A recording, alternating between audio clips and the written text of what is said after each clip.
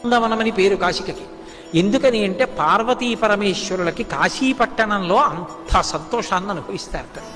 కాశీలో ఉంటే అంత మురిసిపోతుంటాడు, కాశీలో ఉండకపోవడం ఉండదు.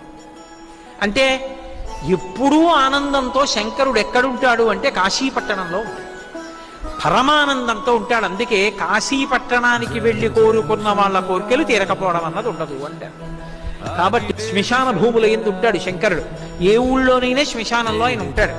ఆవిడే అడిగింది పార్వతీదేవి, ఎందుకయ్యా శంకరా శ్మశానంలో ఉంటావు?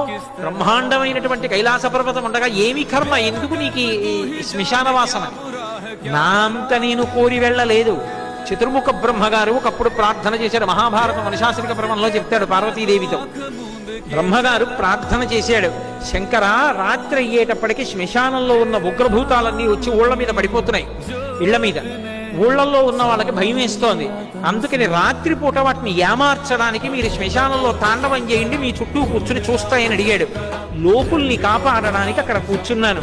శంకరుడు శ్మశానంలో ఉంటారని చెప్పి ప్రచారాలు చేసి నింద చేసే వాళ్ళందరికీ పాఠం చెప్పడానికి ఆయన 3 రోజులు కైలాసానికి వెళ్ళిపోతే వాళ్ళిళ్ళకే పెడతాయి ఇవన్నీ.